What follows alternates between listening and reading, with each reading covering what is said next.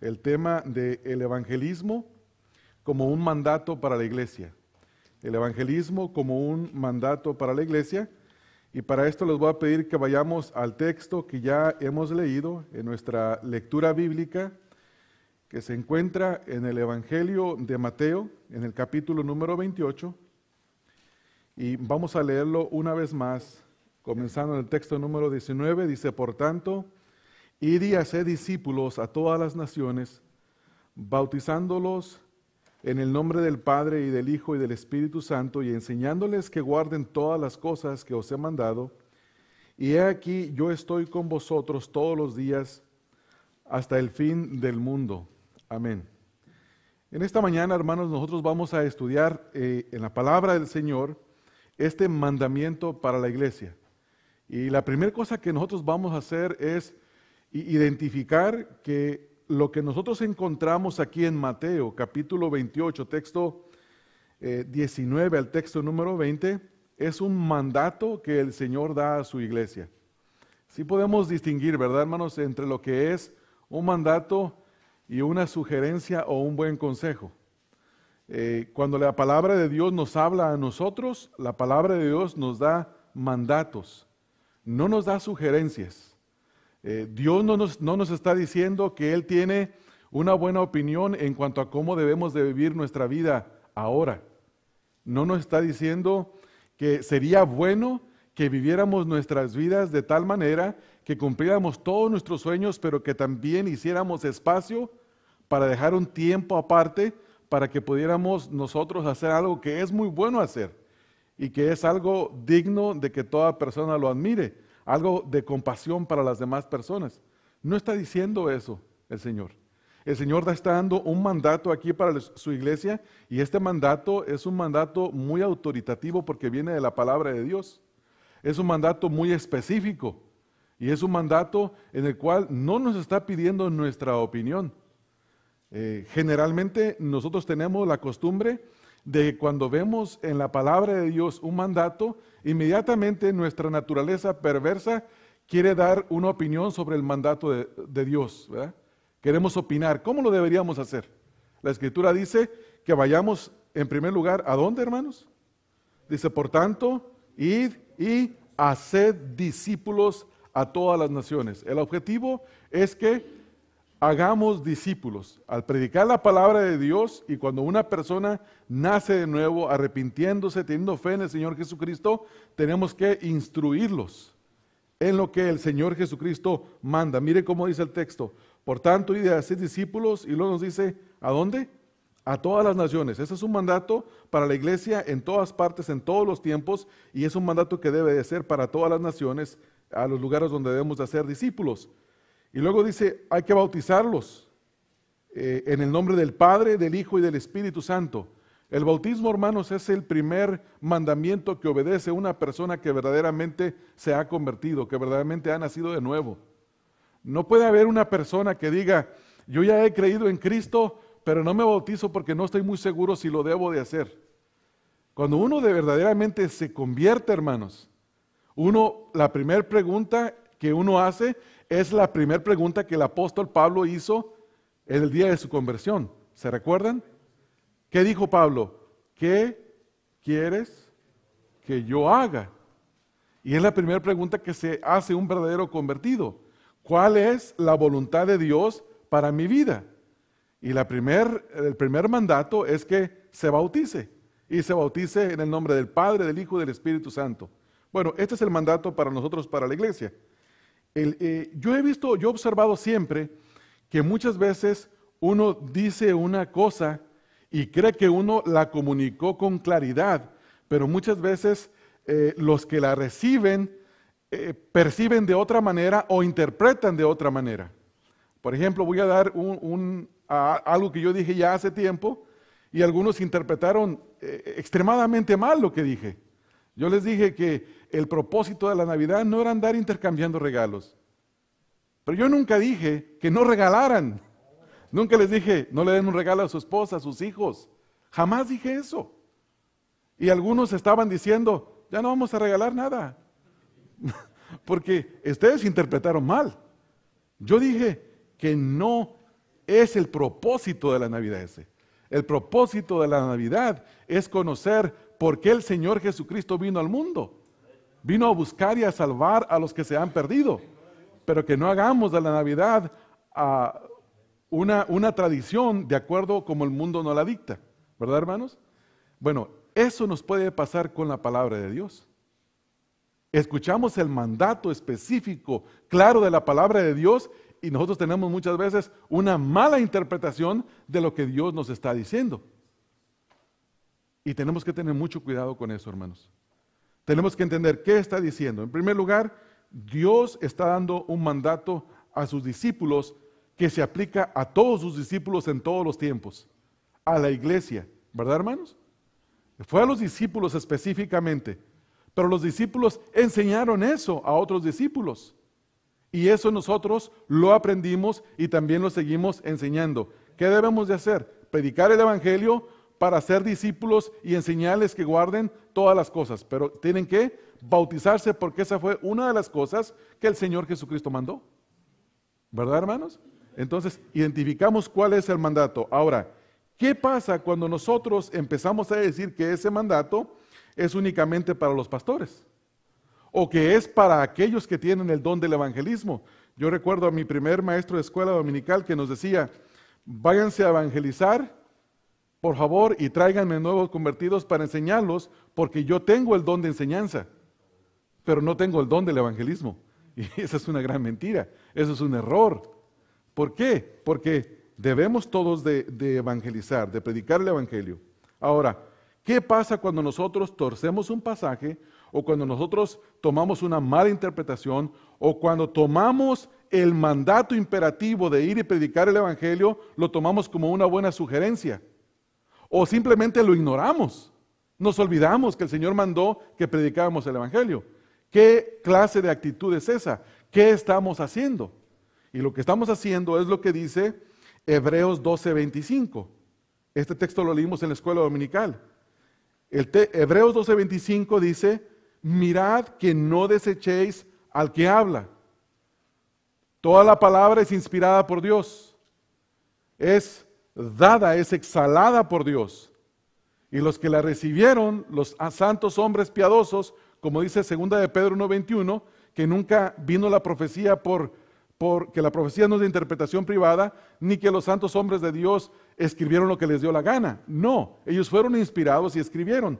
Entonces, si la Biblia es la palabra de Dios, tenemos que cuidar que no desechemos al que habla. Dios nos manda a nosotros predicar el evangelio. Y el no hacerlo es desechar a Dios, es desobedecer a Dios. El torcer el mandato de decir que es una buena sugerencia o que es una buena ocupación para algunos miembros en la iglesia o para cuando la iglesia tenga ganas de hacerlo, es desechar la voz de Dios, hermanos. Es desecharlo. Entonces, ¿por qué no debemos de hacer esto? El texto nos dice, porque si no escaparon aquellos que desecharon al que los amonestaba en la tierra, mucho menos nosotros si desecháramos al que nos amonesta desde el cielo. La Escritura dice que el que desecha a los hombres, que hablan la palabra de Dios, no desecha a los hombres, desecha a Dios. Pero ese texto no nos pone a temblar a nosotros. ¿Sabe por qué, hermanos? Porque no conocemos el temor a Dios. No lo conocemos. Si este texto no lo hace a usted temblar y lo empieza a hacer pensar, yo no he predicado la palabra de Dios. Yo no he dado testimonio, no he repartido un tratado. He tenido la oportunidad de hablar y no lo he hecho. Y si eso no lo hace venir a una convicción de arrepentimiento, usted no conoce el temor de Dios. No lo conoce. Y tal vez se va a enojar conmigo porque le diga estas cosas, pero no tiene temor de Dios. Porque el conocimiento de Dios comienza, o la sabiduría de Dios comienza con el temor a Dios. Entonces, saber que Dios dijo algo y que yo no lo estoy haciendo, eso me debe de provocar a mí temor. Entonces, mi pregunta para usted es la siguiente. ¿Qué le está provocando el saber esto? Si es que usted tiene una conciencia que le acusa, que le dice que no está haciendo lo que la voluntad del Señor le manda. ¿Qué le está provocando esto?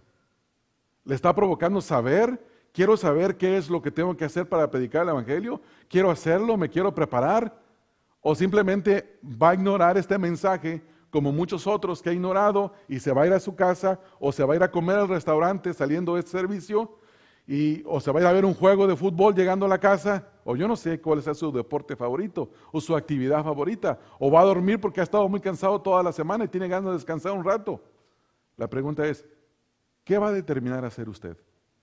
Dependiendo de lo que usted determine hacer con lo que usted va a escuchar el día de hoy, determina su conocimiento de Dios, su temor hacia Dios, determina qué conoce usted de Dios. Entonces, si sabemos que la voluntad de Dios es que hagamos discípulos, necesitamos de pensar cómo debo de hacerlo.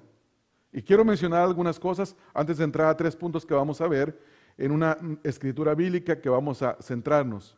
La primera es que al conocer la voluntad de Dios, debemos de obedecerla con gozo.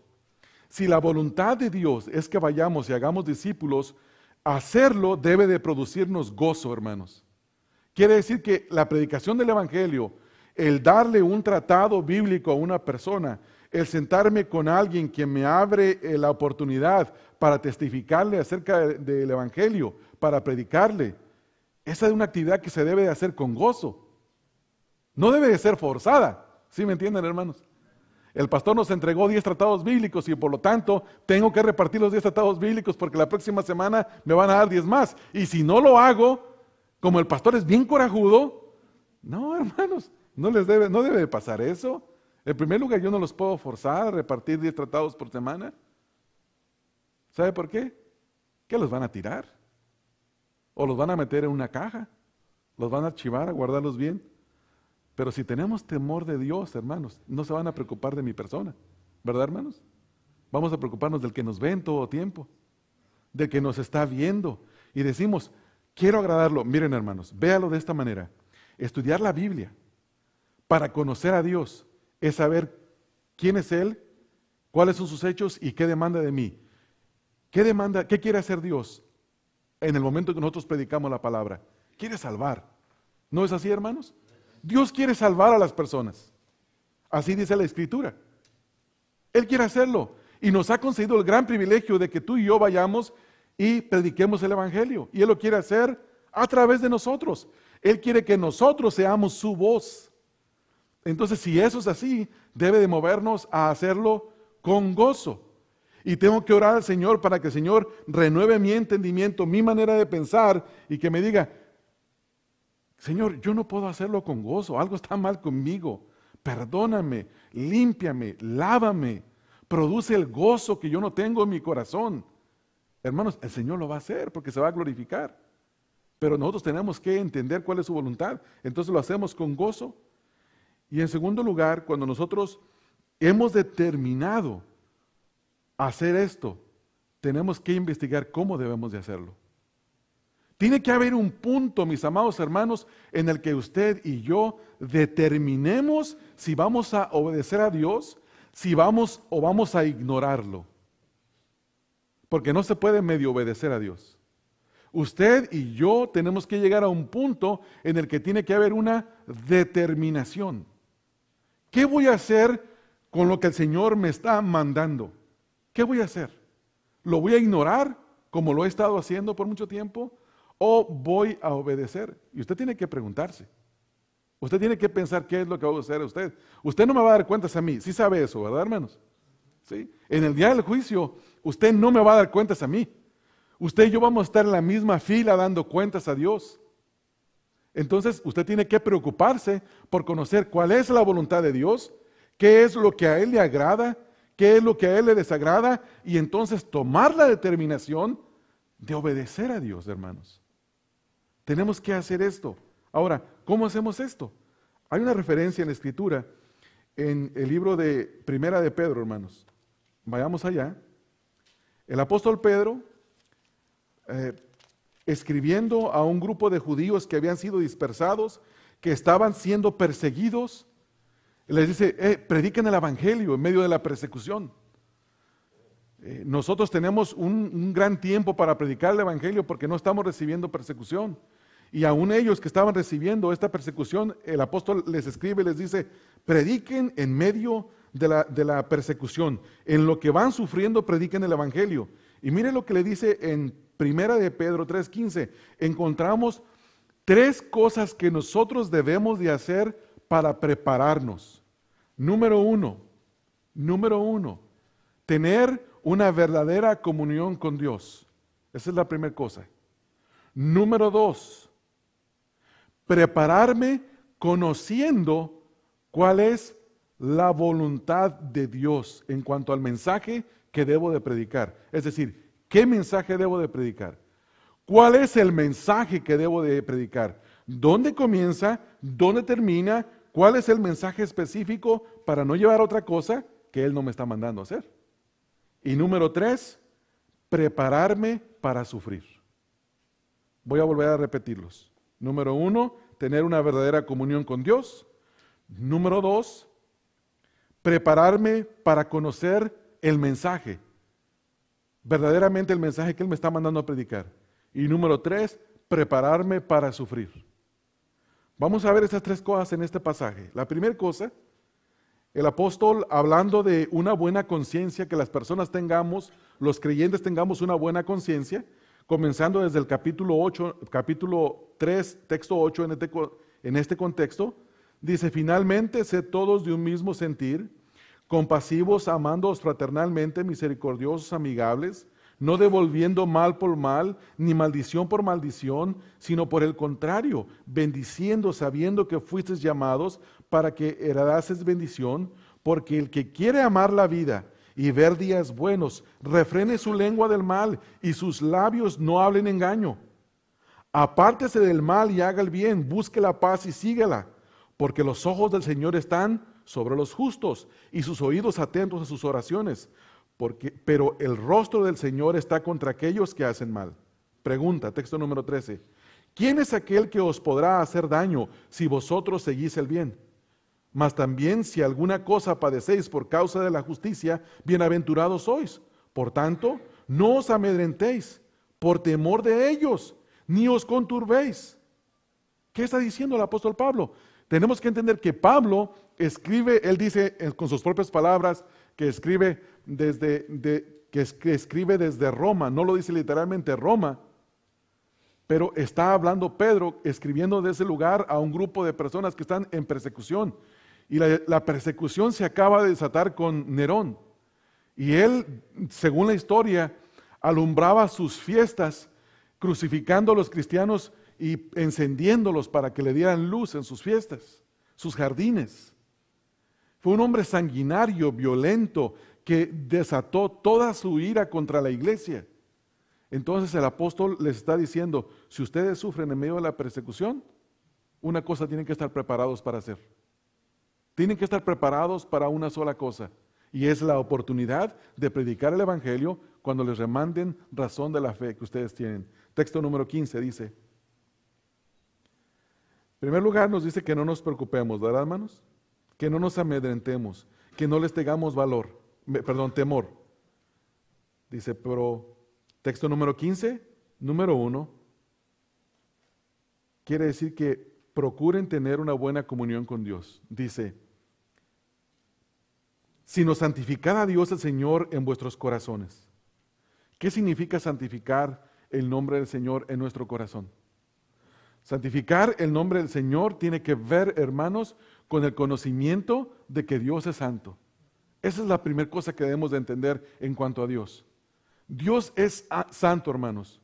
Y el libro de Malaquías, capítulo 3, el texto número 6, dice que Dios no cambia, que Dios es inmutable.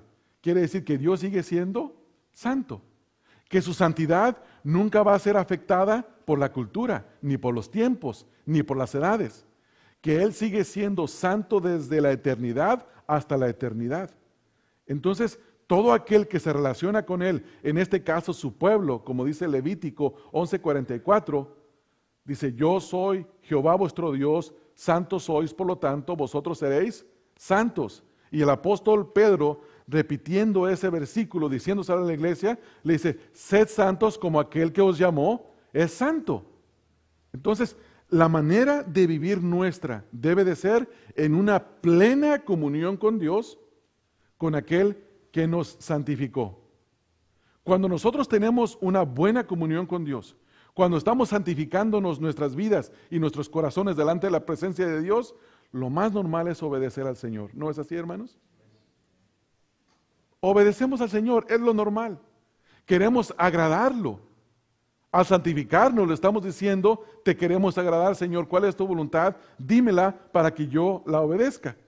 Y al obedecerla, la primera cosa que hacemos nosotros es, pues, testificar la palabra, porque eso es lo que nos manda hacer, predicar el Evangelio. Entonces, la primera cosa que nosotros hacemos es que santificamos a Dios el Señor en nuestros corazones. Ahora, ¿qué es necesario para que nosotros podamos hacer esto, hermanos? ¿Qué es necesario? Que nosotros conozcamos a quién, hermanos. A Dios. A Dios. Y la manera de conocer a Dios a través de la Escritura es la única forma. Porque en la palabra de Dios, Él ha revelado su voluntad. Él se ha revelado a sí mismo. Él ha revelado sus hechos gloriosos. Y Él ha revelado su voluntad con tanta claridad para cada uno de nosotros. ¿No es así, hermanos? En la palabra de Dios nosotros encontramos quién es Dios. ¿Cómo es Él? ¿Cuáles son sus atributos? ¿Qué es lo que le agrada? ¿Qué es lo que le desagrada?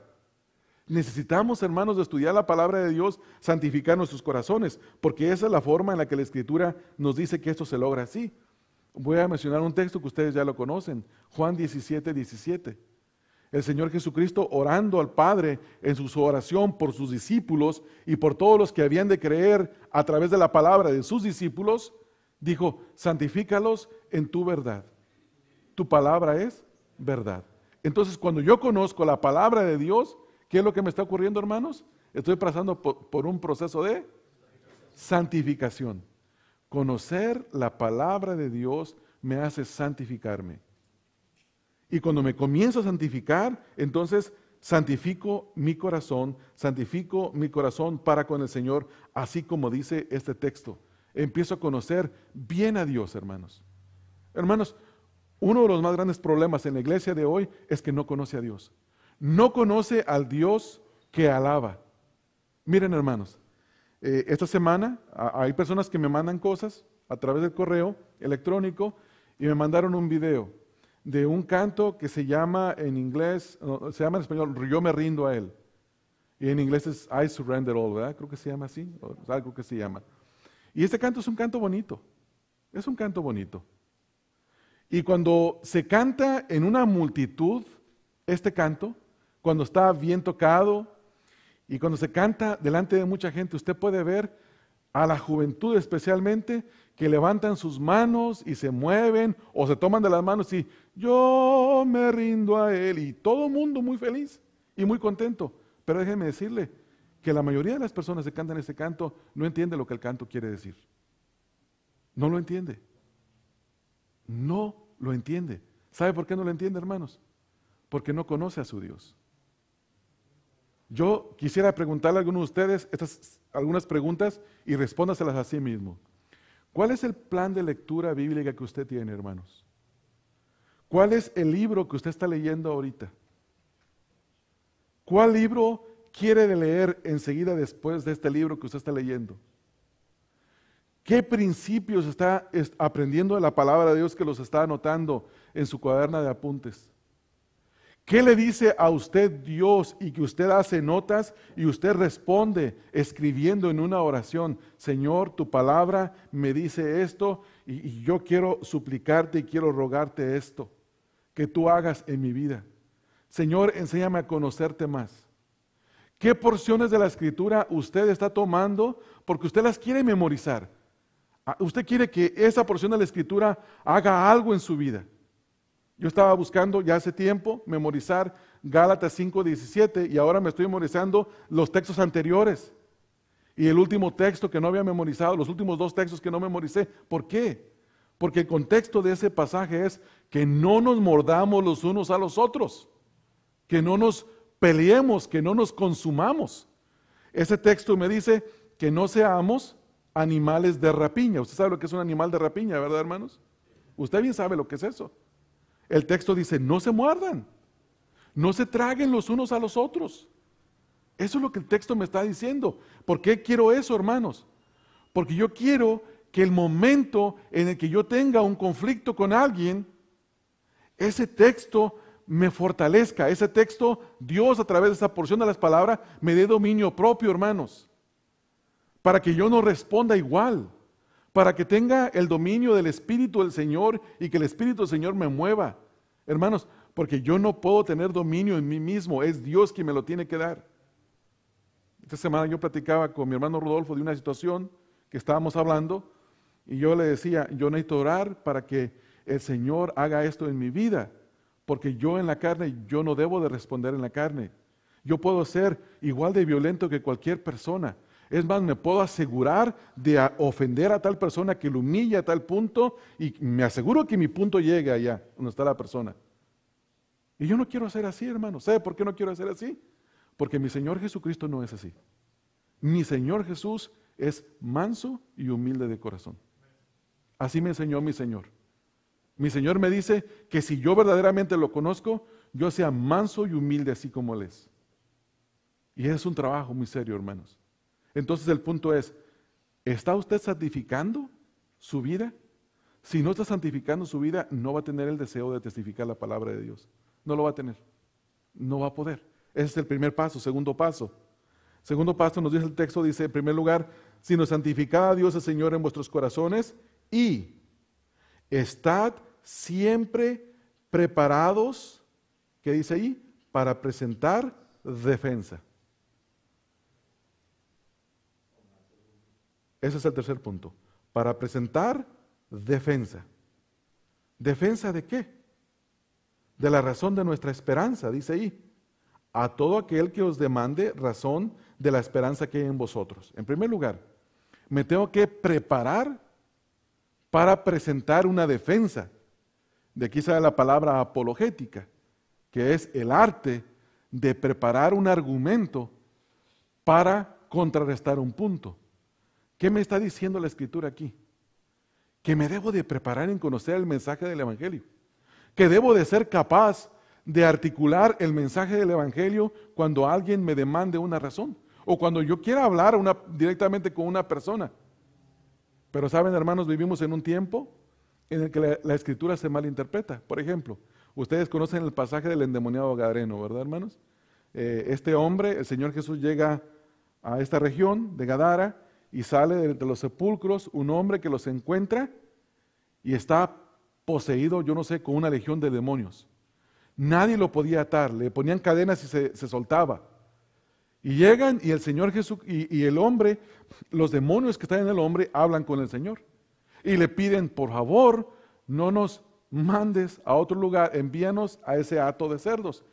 El Señor le libera a este hombre a los demonios, los hatos se van a los cerdos se van al desfiladero, todo se acaba ahí. El punto es el siguiente. Dice la Escritura que entonces el hombre que estaba desnudo y loco estaba cubierto y en pleno uso de sus facultades mentales. Así dice el texto. ¿Y qué quiso hacer ese hombre? Seguir al Señor Jesús. ¿Se recuerdan, verdad? Y entonces el Señor Jesús le dice, no, ve a los tuyos, ve a tu casa y cuéntales cuán grandes cosas ha hecho el Señor contigo. Bueno, hay gente que toma ese pasaje y dicen, ¿ya viste que no ocupas de conocer nada? De recién convertido tienes que ir y predicar el Evangelio. La respuesta es sí y no. Sí, porque tenemos que testificar qué ha pasado con nuestra vida. Pero el punto es, ¿qué vas a testificar? ¿Vas a predicar el Evangelio bien? Entonces, la experiencia del endemoniado gadareno no se hace una doctrina. No se hace una doctrina. Porque Pablo nos está diciendo aquí que nosotros debemos estar, ¿qué, hermanos? Preparados. Ahora, este no es un punto solo. Mire, si van ustedes conmigo a Efesios, el apóstol Pablo, escribiendo a los Efesios, en el capítulo número 4, dice específicamente por qué esto no es así. Capítulo número 4. Comenzamos en el texto número 11, capítulo 4, texto 11. Dice que Dios y Él mismo constituyó a unos, Dios puso apóstoles, que fueron los que nos trajeron el fundamento de la palabra de Dios, quienes escribieron, a otros pastores y maestros, ¿Y qué dice, hermanos? Dice apóstoles, a otros profetas, a otros evangelistas, a otros pastores y maestros. Ahora, ¿con qué fin? De perfeccionar a los santos para la obra del ministerio. ¿Qué significa perfeccionar, hermanos? Capacitar, instruir, preparar. Que estemos preparados para la obra del ministerio. ¿Cuál es el ministerio? Predicar la palabra.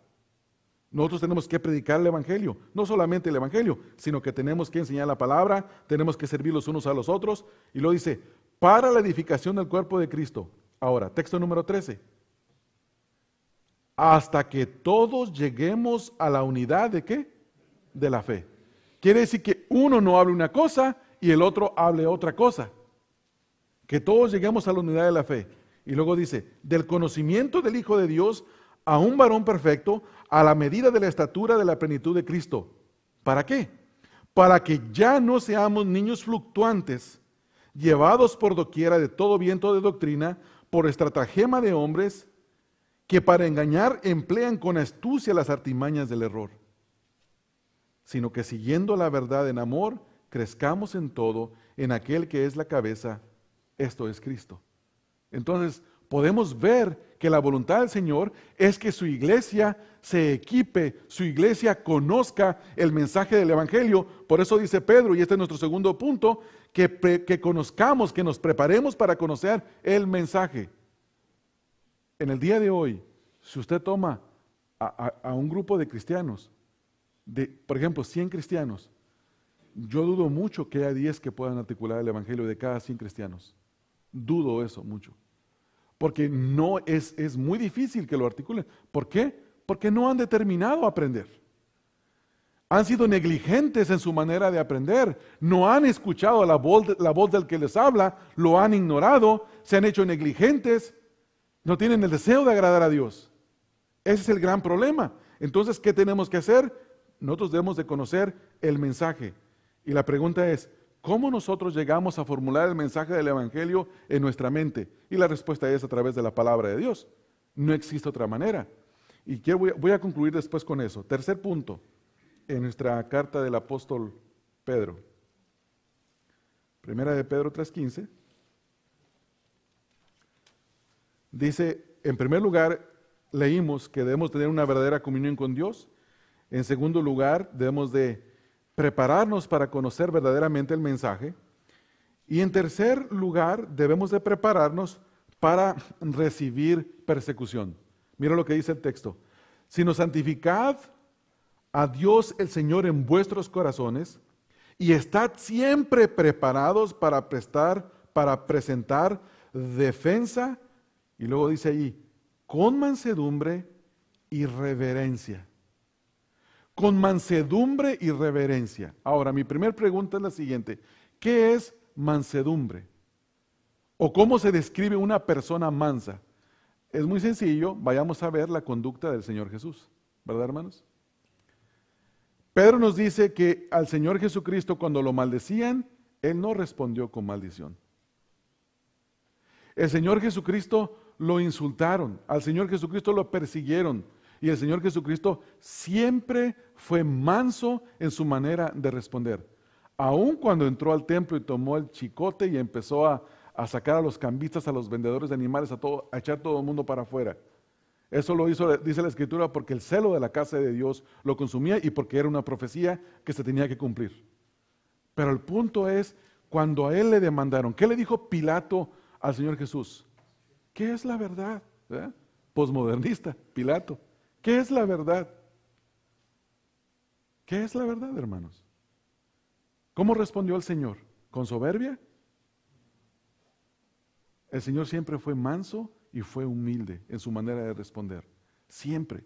Manso significa tener todas nuestras reacciones y nuestras fuerzas bajo el control. Cuando predicamos el Evangelio y nos insultan por causa del Evangelio, tenemos que responder con mansedumbre, no respondiendo como nos acaban de decir. Ustedes saben los insultos populares, y no los voy a repetir porque seguramente que ya se los habrán dicho. Pero no hay necesidad de responder mal. Por causa del Evangelio, mis amados hermanos, usted va a recibir desprecio aún de su propia familia. Lo va a recibir. En el momento en que usted predique el Evangelio y ellos ya no quieren saber nada del Evangelio, usted va a comenzar a recibir todos los desprecios. Y eso yo se lo puedo decir por experiencia personal. Va a recibir desprecios. El Evangelio, hermanos, lo que produce en el hombre sin la intervención de Dios en la vida del hombre, solo son dos cosas. Dice el apóstol Pablo en 1 Corintios, para los judíos es tropiezo y para los griegos es locura. Quiere decir que el Evangelio, decirle que te puedes salvar únicamente por arrepentirte de tus pecados y creer en fe, dices, ¡ja! ¿Y todas las buenas obras que he hecho? ¿Así nada más? ¿Así de fácil? Si tanto que yo he hecho, tantos sacrificios que he hecho, no, tienes que hacer sacrificios para poder agradar a Dios. Entonces el Evangelio de la gracia les es un tropiezo.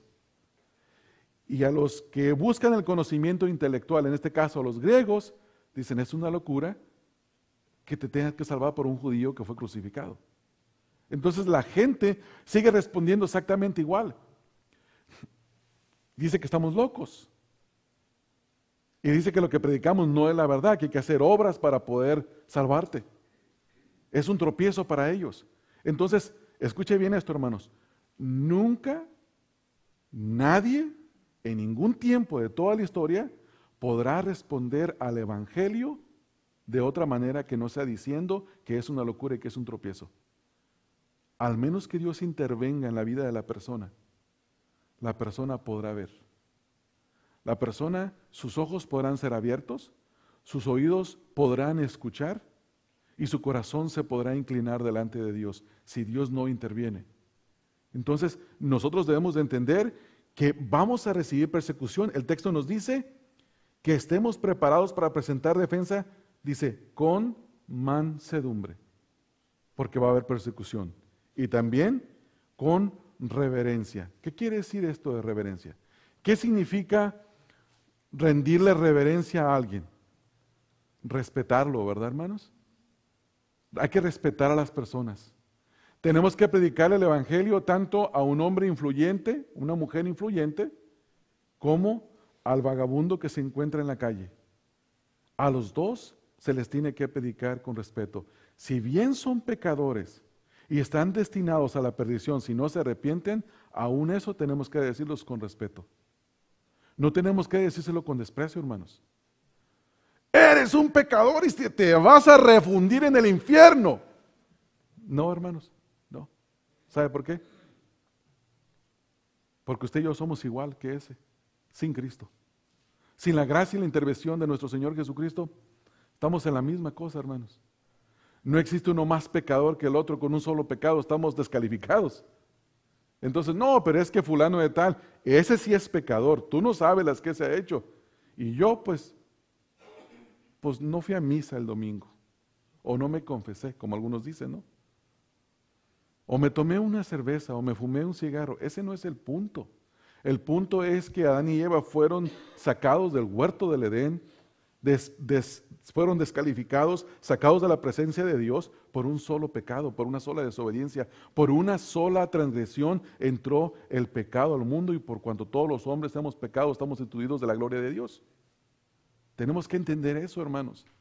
Tenemos que vernos delante del Señor tal y como somos sin el Señor Jesucristo. No merecemos nada, hermanos. Ninguno de nosotros merecemos nada, hermanos. Todo lo bueno que ustedes y yo hacemos cuando nuestros hermanos nos dirigen aquí, cuando nuestros hermanos nos dirigen con los cantos, cuando nos dirigen en el servicio, cuando nos leen la palabra, cuando un hermano ayuda a otro hermano, toda esa bondad proviene de Dios, no proviene del hermano. Y toda la maldad que sale de nuestros corazones proviene de nosotros, no proviene de Dios. ¿Entendemos eso, hermanos? Sí. No me vea usted en esta mañana, oh, yo quisiera ser como el pastor en un sentido por esto. No, vea la gracia que Dios ha derramado en mi vida y diga, Señor, derrama tu gracia sobre mi vida, así como has derramado tu gracia sobre la vida de ese hombre o de esa mujer. Pero no está en el hombre, hermano, la virtud no está aquí. No tenemos que decir, oh, enséñame, Señor, a memorizar como memoriza fulano de tal. No, Señor, dame la gracia para que yo me incline a tu palabra, así como tú has hecho inclinar a tu palabra a X persona. para que para Dios sea la gloria, hermanos. ¿Sí puede entender eso, hermanos? Entonces, limpiamos nuestras vidas delante del Señor, nos preparamos conociendo el mensaje del Evangelio y nos preparamos para sufrir. Algunos puntos para hablar acerca del Evangelio. Hay que memorizar Escritura, número 1. Primera cosa que debemos de hacer. El viernes pasado, los hermanos que estuvieron acá, yo les di una lista de algunos versículos bíblicos que pueden memorizar. Levítico 11:44 no es el único, hay muchos textos que hablan de la santidad de Dios, pero si se encuentra textos que hablan de la santidad de Dios y que la describen, memorícelos, hermanos, para que esté preparado. También busque textos que hablen de la santidad de Dios, perdón, de la justicia de Dios. Vea Salmo 7:9, Salmo 116:5 y Salmo 119:142. Voy a repetirlos. Salmo 7:9, Salmo 116:5 y Salmo 119:135. Son algunas referencias que hablan de que Dios es justo y Dios no tolera la injusticia y Dios castiga toda injusticia de los hombres. Entonces, entendemos que el Evangelio comienza siempre con Dios. Yo sé que alguien va a venir y me va a decir, oh, pero ¿qué tú no ves que en la predicación de Pedro y en la predicación de Esteban, ellos no comenzaron con el Evangelio comienza con Dios? Ellos dijeron, esto es lo dicho por el profeta Joel. Pero tenemos que entender que en el libro de los Hechos, todos los mensajes predicados a judíos nunca comenzaron con Dios como el Creador. Comenzaron con las profecías, comenzaron con el pueblo de Israel, porque los judíos conocían que Dios era el Creador.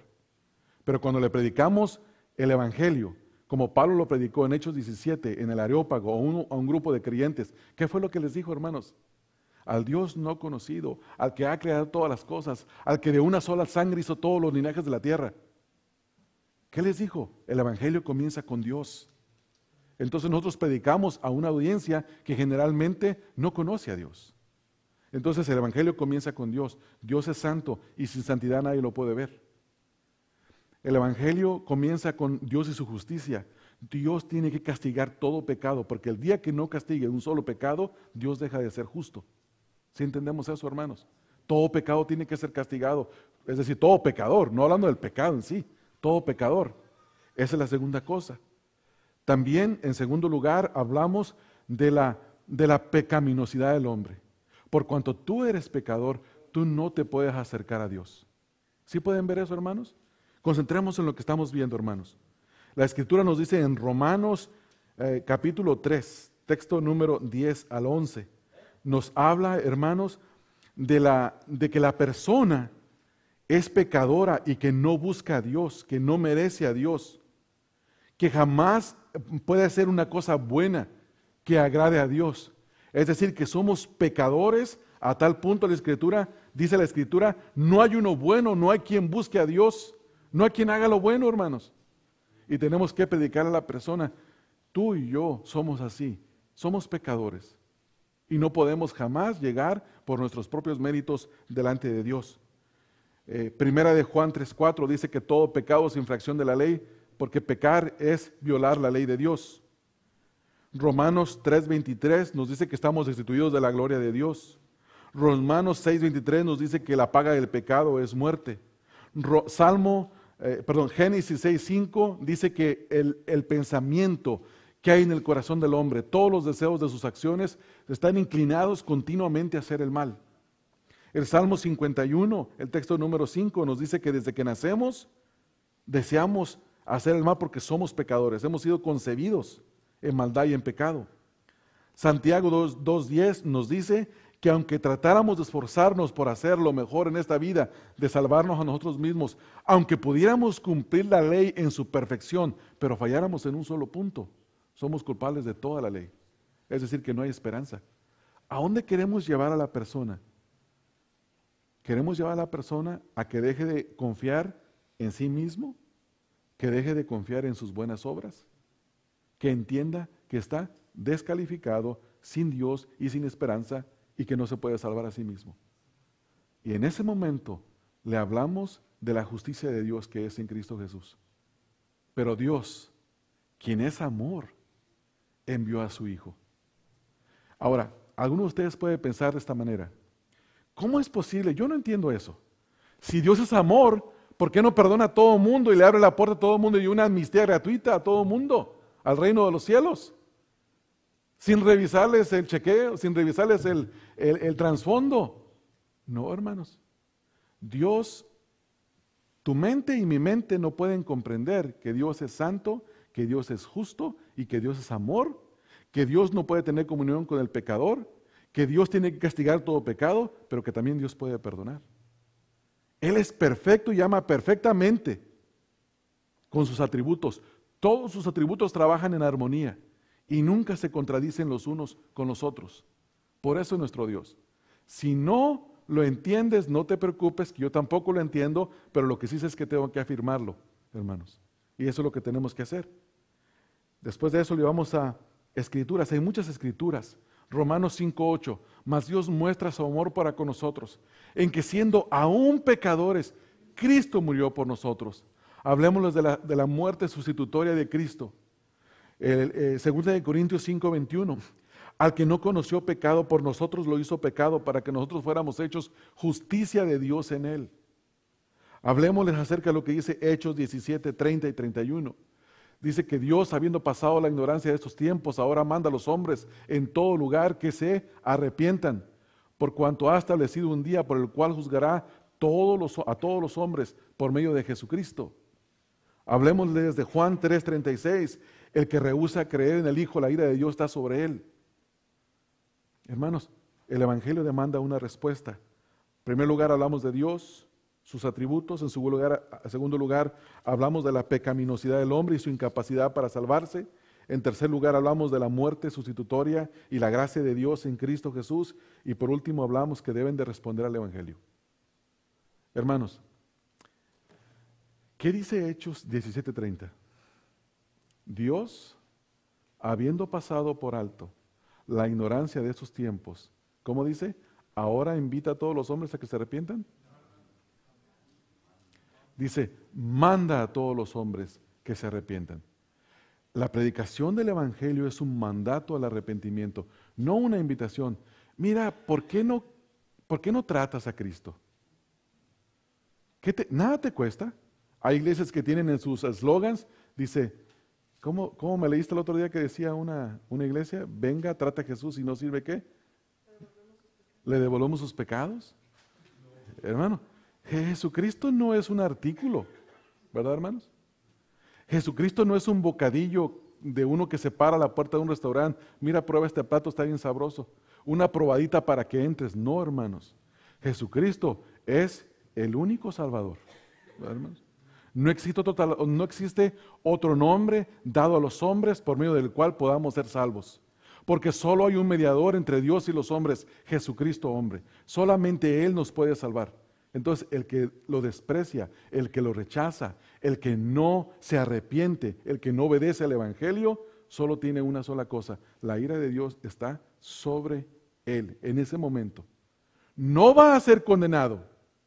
Ya está condenado. Camina bajo condenación. ¿Ha escuchado lo que dicen cuando una persona está condenada a muerte? ¿Cómo señalan a esas personas? A los prisioneros que están condenados. ¿Cómo? Yeah. Hombre muerto caminando. ¿Tiene alguna posibilidad? No. ¿Tiene esperanza? No. Es un hombre muerto que está caminando. Así es toda persona que no se arrepiente, que rechaza el Evangelio, que no quiere saber nada con el Evangelio. Ahora, yo entiendo, hermanos, también el aspecto de que nosotros conocemos cómo Dios salva a las personas. Entiendo que Dios es el único que puede traer. Entiendo que Dios es el único que puede dar arrepentimiento, que es Dios el que atrae a las personas a Cristo. Pero, sin embargo, la Escritura me dice que los invite a venir a Cristo. Arrepiéntete. Ven a Jesús. Cree en Él. Recíbelo. Ahora, ¿qué entendemos por recibir? Ahí está el problema. Recibir a Jesús no es, repite conmigo esta oración. Ahora, Padre Santo, tú eres bueno, tú eres bueno. Te doy gracias porque perdonaste mis pecados. No, hermanos, no es así, no es así. Si la persona verdaderamente se ha arrepentido, déjelo que ore. Y su oración mostrará si verdaderamente se ha arrepentido. ¿Quién le enseñó a Pablo, hermanos, en Hechos 9? ¿Qué decir a Dios? ¿Quién le enseñó? Solo dijo, ¿qué quieres que yo haga? ¿Quién eres, Señor? ¿Qué quieres que yo haga? Todo el que verdaderamente se convierte es porque el Espíritu de Dios le ha dado vida y lo está trayendo a Jesús. Y al traerlo a Jesús le va a decir, Dios mío, ten misericordia de mí, perdóname mis pecados. Señor Jesús, sálvame, sálvame. Vendrá en arrepentimiento, no se fabrica, hermanos. ¿Sí me entienden, hermanos? Pero nosotros, con el afán de que la iglesia crezca, de que tenga números, hemos metido las manos donde no las debemos de meter. Hemos adoptado una técnica de ventas. Cierra el negocio. Hay que cerrar el negocio con la persona. Acepta a Cristo, cerremos el negocio. No es así, hermanos. No es así. Y luego, de paso, pasamos a la persona enfrente y le decimos, hermanos, tenemos un nuevo hermano. No, hermano, ese no es trabajo tuyo. ¿Sabe quién trae a la familia, a las personas? El Espíritu Santo. El Espíritu Santo bautiza a los verdaderos creyentes en el cuerpo. Ese no es trabajo tuyo, hermano. No metas las manos donde no te llamó Dios. No hagas lo que hicieron estos hombres que transportaron el arca en el Antiguo Testamento. Ellos no eran los levitas para tocar el arca. Y sin embargo el arca se estaba cayendo cuando iba en la carreta de los bueyes y un hombre con buenas intenciones, con todo el deseo de proteger el arca del pacto, le metió las manos y murió en el momento. Pero eso no lo mandó Dios. Dios dijo que solamente los levitas podían transportar el arca. Entonces, hermanos, si entendemos esto, que nuestra preparación comienza en primer lugar con determinar si vamos a obedecer a Dios, hermanos. ¿Quiere usted obedecer a Dios verdaderamente? Si no lo va a hacer, no conoce el temor de Dios, no ha conocido a Dios. Si lo va a hacer, usted va a comenzar a santificar su vida. Si lo vamos a hacer, nosotros vamos a prepararnos. Me voy a memorizar todas las escrituras que les he dicho, 10, 15 escrituras, las voy a memorizar, las voy a masterizar al punto en que sé qué dice cada palabra, la puedo escribir y la puedo decir con mi propia boca explicándola. Y cuando me encuentre un tratado que no es un tratado bíblico, lo voy a detectar inmediatamente. ¿Sí me entiende lo que le estoy diciendo, hermanos? Y también, hermanos, déjenme decirle, predicar el Evangelio es un gozo de Dios, de nosotros hacia Dios, de Dios para con nosotros, pero va a traer persecución de parte de los incrédulos. La va a traer. La va a traer. Y si no me lo quiere creer, simplemente hágalo. Y los que lo han hecho, lo saben. Pero el que nos va a juzgar va a ser nuestro Señor, no son ellos. No son las autoridades de este mundo. No son nuestros familiares que nos van a hacer la cara de desprecio cuando les predicamos el Evangelio. No son nuestros familiares que nos van a ver como si apestáramos después de un tiempo cuando no les decimos otra cosa más que Cristo. Y le dice, y hablas de un problema con la familia y le dices, si Dios no tiene misericordia de ti, eso no puede cambiar. Y hablas de otra cosa con la familia, la Biblia dice esto. Y hablas de otra cosa, la Escritura dice esto. Todas las cosas, hermanos, concernientes a la vida y a la piedad nos han sido dadas. Segunda de Pedro 1:3. Mediante el conocimiento de nuestro Señor Jesucristo. Entonces, ¿cómo respondemos? Así, de esta manera. Amén, hermanos. Vamos a orar, hermanos.